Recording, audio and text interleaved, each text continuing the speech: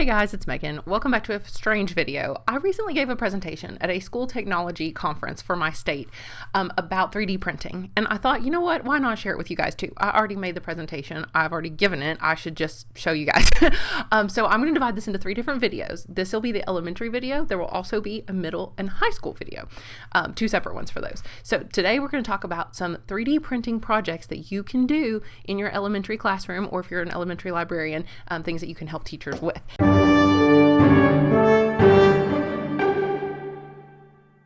I will just sort of preface this by saying that the reason why I started this project was because I felt like teachers thought of 3D printing as just something extra to have to do. So they would not reach out to me. They knew that we had this state-of-the-art 3D printer in the library, but nobody was using it. So unless I found the projects and reached out to them, they weren't going to use it because they saw it as something extra. So I needed just a wealth of ideas on how teachers could use 3D printing, in their classroom every day. Because if you Google it, you're going to find these big national news stories, teacher makes prosthetic hand for student, which is awesome, but it's not something that you can just do on a daily basis. Sorry, the bells are going to be ringing every now and then. I'm going to have to cut that out. What are some quick, cheap projects that you could do? So my project was called, my presentation was From Filament to Future, Meaningful 3D Printing Projects for Schools. Like I said, this one will be our elementary focused one. So what I did is I showed them who we are. This is my family. You've probably seen this if you've seen me on YouTube.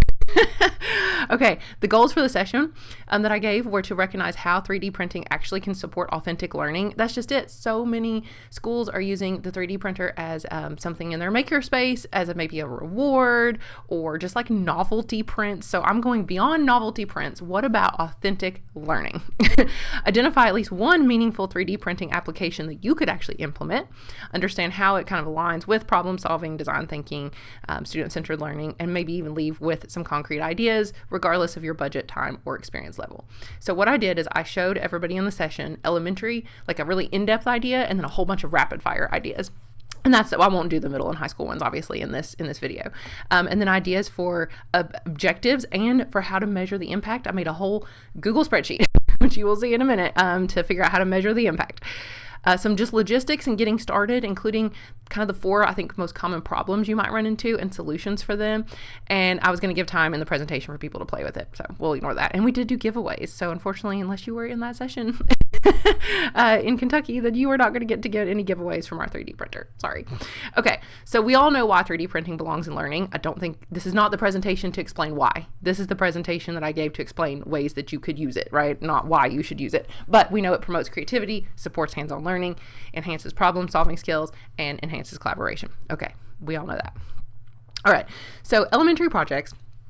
I will also say that I sent out a call for help to the librarians in my state, the technology people in my district, and I put a Facebook, and all the librarian Facebook groups I'm in that are national groups with thousands of people. I put out a call for help on hey, what ideas are your school using, right? Give me some ideas. I had 6 responses from thousands of people that I asked for help. So it leads me to believe either people are not using the 3D printer in their classroom beyond novelty prints, or maybe they just didn't have time to respond. But either way, I did not get very many responses. But one of the responses I did get was from a library in my own district. And that is this one right here. So this school district did these little penguins that they made, but here's the whole project. So the librarian at this school sent me exactly what she did. She said that they read the book, Mr. Popper's Penguins, with 5th grade, and then they printed the penguins. But they went beyond that, and they learned about circuits, and they added small light bulbs so that the eyes would glow. So they had to learn about circuitry. Then they painted them. So some art in there, and then they sold them to family members to raise money for organizations that help endangered penguins. And it says a social project was paired with a whole year-long event that included several science lessons about habitat and endangerment. So that encompasses so many of our standards here in Kentucky. I know standards are going to be different everywhere, but I gave that lesson to ChatGPT and I said, what Kentucky standards does that hit for 5th graders? And here's what it showed me. Reading standards, writing standards, and I'm not going to read through all this, but you can just see, right? Life science standards, obviously with the, describing their environment, studying the food chains, why they're endangered, conservation efforts, that kind of thing. Engineering design, because of the designing the penguins themselves, the circuitry, that sort of thing. Technology and engineering literacy type standards, right? Visual and performing arts standards, because they had to paint them. They didn't even consider their audience because their family members were going to be buying these things. And social studies and civic engagement. So civic responsibility, global awareness. Those bells are going to be the death of me. Okay. Financial literacy standards because of pricing and supply and demand and all of that sort of stuff. So just think about how many things you could hit with one lesson. Now, obviously that is a kind of a big project. That was a year-long project, in fact. So what if you want some smaller ideas, right? Okay, well, that same librarian said she also, and this is a very common idea for elementary and middle and high school, read a book, find an object from that book that's important, that represents the themes or whatever from the book, and have them 3D print it, and then maybe they have to write about it, or present it or whatever. So this kid read the book Refugee, and he imagined what the rescue boats would look like, and he 3D printed what he thought they would look like. I think he designed them himself. Because there's a couple options here. You could have the students design something from scratch in maybe Thingiverse or Tinkercad or whatever. You could also just have them find a template, which I'll show you at the end of this presentation, a good way to find a template. Another year-long study they did was about bees, and they read informational text and researched beekeeping specifically in our area. And then they actually designed a little bee, 3D printed it, and added components that would make the bee vibrate and buzz with a battery and small motor. Obviously, those kits could be kind of expensive. Maybe you do one per group. You wouldn't have to have every kid have their own bee. You could do a group thing or something, but that would obviously hit a lot of standards as well. And finally, that same class, this librarian's killing it, man. They read the book Tiger Rising and had to imagine a key element from the book. And the characters in the book were staying at a motel called the Kentucky Star, but that motel was in Florida. So it made a great discussion, it said, on how people in Florida might perceive our own home state. And then they imagined what the motel sign would look like, and they all designed their own little motel sign. This would cost nothing. This would cost 20 cents max. Probably max to have the kids each print their own little motel sign, which they probably thought was so much fun. So okay, some other rapid fire ideas for you though. That's why we're here, is to give you just a wealth of ideas. I will say I also found every single one except for maybe 2. I found every single one of these pictures in, so we use the Bamboo Labs printer, and they have their own little Maker World studio where you can find all their templates. So I found all these templates. These all exist. These are not AI generated pictures. These, I actually found them in the studio, cropped the picture and stuck it in here. So that's what these pictures are. They're all real. You could go and print these things right now today if you wanted. You could print fraction tiles, maybe just one for your whole class or whatever, so that they can understand fractions a little bit better. And these are all math ideas, obviously. You can get your own little custom base 10 blocks. No more buying them. Nope, you can just start printing things yourself, and it's going to save you a lot of money. And maybe every kid gets their own. Maybe they have their own color. I don't know. Whatever. 3D printed area and perimeter models. Look how cool that is. Every kid could have their own ones of these. You can do all different colors, or they could pick the colors. This could be really cheap to make. You could make these in bulk. You could probably fit 9 squares per plate in the 3D printer, 9 circles, maybe 4 rectangles, whatever, and you could kind of print them in bulk. They're all one color too. It's not going to use a ton of filament. It's not going to take a ton of time because they're flat to print a lot of these things. I like this one. Symmetry sculptures, print half of something, and then maybe they have to draw the other half to predict what it would look like. Volume exploration with hollow versus solid shapes. So you could print a hollow thing and a solid thing and compare the volume that each one would hold.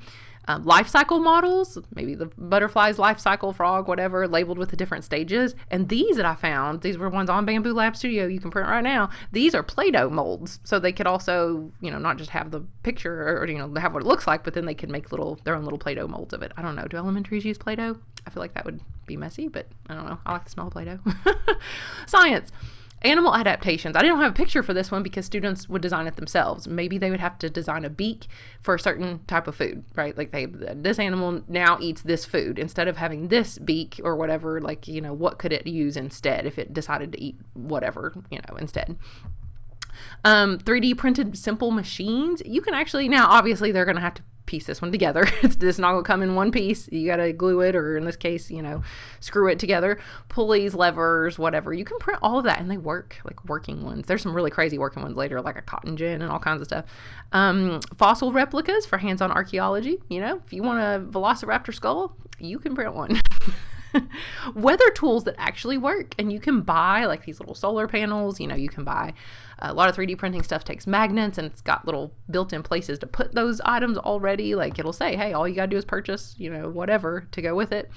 that you could actually use them, which would be really cool. ELA, English Language Arts type stuff, you could do story setting models where maybe they print their own story. They've written a story, it's set in whatever fantasy world, wherever, and they need to print little items from it for like the setting, whatever it would be. They could make their own little character symbol tokens that represent the different characters, or maybe they have to make some sort of theme object that represents the book's lesson. And maybe it's not just an item from the book. Maybe it's not like, hey, there were boats in this book, so I printed a boat and that's about the theme or whatever, but instead they come up with their own item that's not something from the book, but maybe some sort of even like little sculpture or something that would represent the theme of the book, and they could, explain how or write about it or whatever. You could print their own little story cubes with these little narrative writing prompts, and you could actually type it in. Like there's ways that you can just type it in. I've never done it yet, but and then you could just quickly change it each time to make different cubes. Or, I just go old school and just print a big cube that is blank and tape paper to it with what I want on it. I used to have I had little cubes that had questions, and I would throw them at kids and they had to answer whatever, it was like a dice and they had to answer whatever question that the dice landed on. You could do something like that as well. Social studies, state landmark miniatures. I found this one, Mount Rushmore. You could do little landmark miniatures. You could just leave them sitting up in the front of they could just be decorations even. Or maybe each kid did a report on a state landmark. And then once they do their whole report, they get to do a 3D print of it, to show off when they're doing their presentation, whatever it might be. Indigenous housing structure models. If you're studying whatever, teepees, and you can make indigenous housing. There you go. See what they would actually look like. Topography maps. So if you wanted to see, here's Mount St. Helens, what does Mount St. Helens look like? Or especially when it comes to erosion, I can't remember if that's on this one, but it's on one of maybe middle school, that you can actually print ones that show erosion, and they actually have like clay that you can put in them that if you get it wet, it kind of erodes, or you could put sand or something, and they can actually see what would happen if you put water on it and it gets wet and then it erodes. So printing historical artifacts and analyzing them. Here's the Rosetta Stone, or you could do like different helmets and say how they were effective, or different weapons or tools or whatever it might be. Like, why would they use this tool? Or why was this tool such a great invention compared to this tool? Or how about just a problem that could solve a problem in your entire building, maybe? Like design a better lunch tray, create a device to carry books safely, designing tools for accessibility. Maybe they have to design a pencil grip to better hold a pencil, something like that. Or a laptop case that actually works to help kids in their Chromebooks. So that is all the ideas I had for elementary. I'm going to skip ahead now. You don't get to see the rest of this because it's going to be in another video. I'm going to skip ahead to the end now and just show you, I'm going to go past high school, just some other little ideas at the end that I had. And of course, you'll have the link to this presentation so you can see all of this if you want to, but there will be more videos coming soon. Right here, this is just I called them admin impressing projects. If you want to be like, hey, look at how awesome we are with our 3D printer and look at the super cool things we're doing with it. Here are some ideas, assistive devices for maybe special ed classrooms, something you could truly use. Lab equipment that could be, maybe something could be safer, some kind of new, I don't know what they use in science. I'm not a science person. A new beaker, a shape, I don't know. Replacement parts that could save the district money. Community partnerships of some kind, student designed campus improvements, museum style displays for like an exhibition. We have giant display cases in our hallway downstairs, so we could print stuff and put them in there. Those are just some ideas. If you need ideas for objectives, I also have those in here. If you want to steal some of these, I did just ask ChatGPT for these. I was like, what could be the objectives for these lessons that we would want to use, and here they all are. And this could be more for high school too, but you could just take what you wanted from these.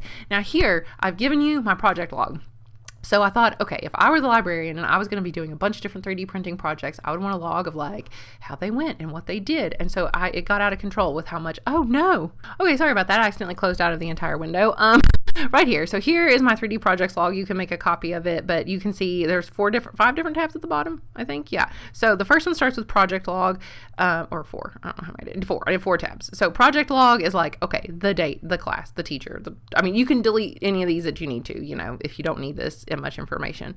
I even put the standards, was there any real world application or community partners, notes, whatever. So you could do that. Now, if you want to show how it helped them to grow, if there was especially like a pre-assessment or a post-assessment that the teacher gave, and to show that, hey, this actually helped, then you could show this as well. Was there an assessment? If there's no assessment or anything, you could just skip this tab. Engagement and workforce skills. So This was like, did they use a template or did they make it from scratch?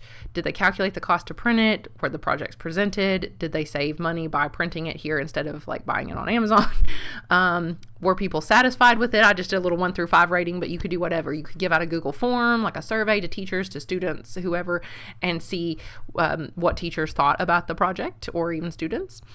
And then finally, if you are interested in tracking the cost, I put that on here too. You know, the item, estimated retail cost of the item would probably be what did it actually cost to print? So how much did you save? How many did you print? So therefore, how much is the total savings? Who benefited?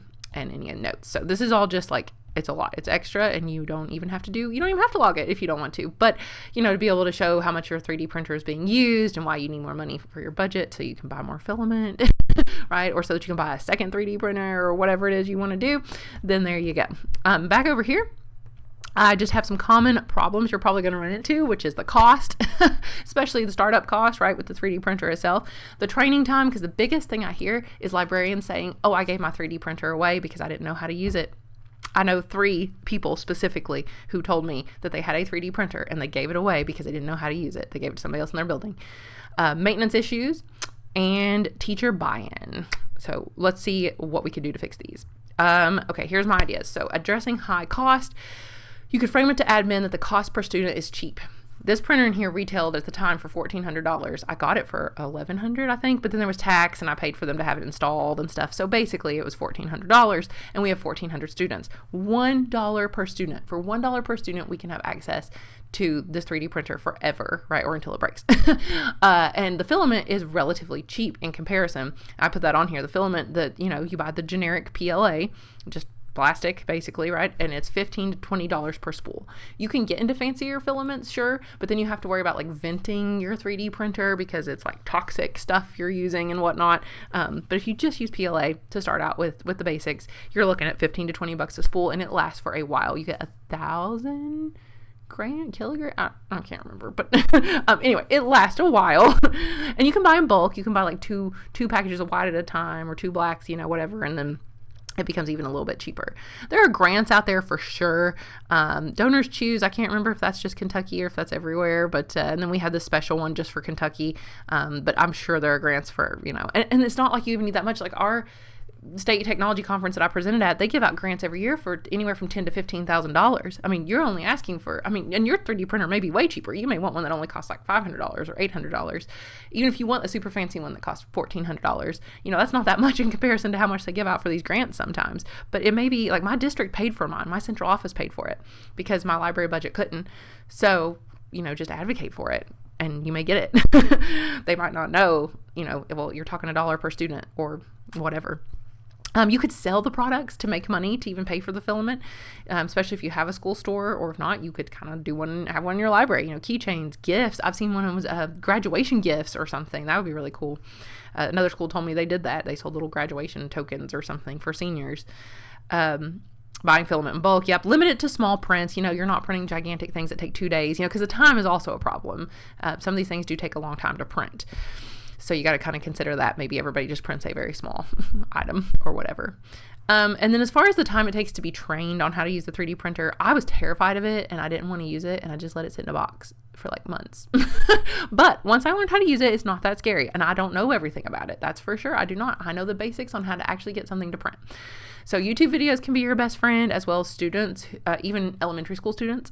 I've been informed, a teacher that used to teach at my school, I ran into him and he said his second grader knows how to 3D print. So it's not as hard as it looks, just playing around with it. And we have another presentation that we did, and you can see it right there if you're interested. That I don't know if you can see it. Maybe my head might be in the way in this box. I can't see where the box is, but I will link it down below, and I will try to I'd like to do a video on it too, on just how to get your 3D printer started if you know nothing about it, so that you don't also give your 3D printer away. Don't give your 3D printer away. Okay, maintenance issues. Yes, there's going to be maintenance issues, but if you kind of keep up with it, which I'll talk about more in that if I do a video on maintenance for your 3D, you know, just how to set up your 3D printer, I will talk about maintenance, but like you got to clean the plate, you know, things like that. You got to do some stuff every so often. Stuff's got to be replaced. Partnering with maybe your tech support people, even in your building, for tech issues, maybe even teach students to help perform some of those maintenance tasks. And finally, teacher buy-in. the teachers are not going to reach out to you. They're just not going to do it. Maybe one. I had one reach out to me about using it. You have to go to them and say, hey, I know that in your class you work on blah, blah, blah. Would this be helpful if your kids could do blah, blah, blah? And they'd be like, yeah. And you're like, hey, I'll plan in the whole thing. They can come to me. I'll help them make it. I will be the one printing it. I'll fill out all this little, log about it. And then just make it sound like you're the one doing the hard work. And then they will use it. Get ready to use models from MakerWorld or Thingiverse or wherever. They don't always have to be made from scratch. So it could be really easy and not very time consuming. If the teacher wants the kids to design it from scratch, they can, but obviously that will take a little bit more time. You can include standards alignment and learning objectives so they know why that they're doing it. Offer them a 3D print request form. Teachers may like that idea so that they don't have to deal, it says, with the technical side of it. Like maybe you just have a form that you send out and you're like, hey, if anybody's interested in 3D printing something, fill out this form or whatever.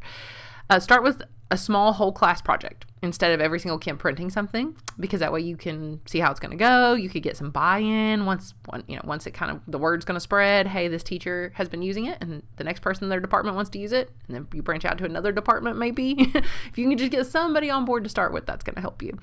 And you could display the final products because yes, as the word spreads, more teachers will buy in. So try to display them somewhere in the entire building, if you have a display case or whatever, so that other people know what you're doing. So you could have students design the model. Here are some ways you could do that. There's the Tinkercad, Onshape, which I've never used, and Fusion, which I've never used. I've used Tinkercad, and it was very easy and user-friendly to design something because I did not think it would be. Or you can start with pre-made templates, like I said, Thingiverse, or if you're doing like Bamboo Labs, like MakerWorld has a ton of templates. Almost all these pictures from this presentation came from MakerWorld. It was pretty easy to find. And I was going to give people time to play around with it, but we're not going to do that here. And there's some sources. And thank you. There you go. All right. So guys, I hope this helped at all for you, just to not be as scared of 3D printing and just to give you some general ideas and see that there can be quick little classroom projects that don't have to be they can be year-long projects, right? But they don't have to be as intimidating as I think teachers or even librarians think that they have to be. So thank you guys so much for watching. Stay tuned soon for the middle and high school versions of this same presentation. Bye.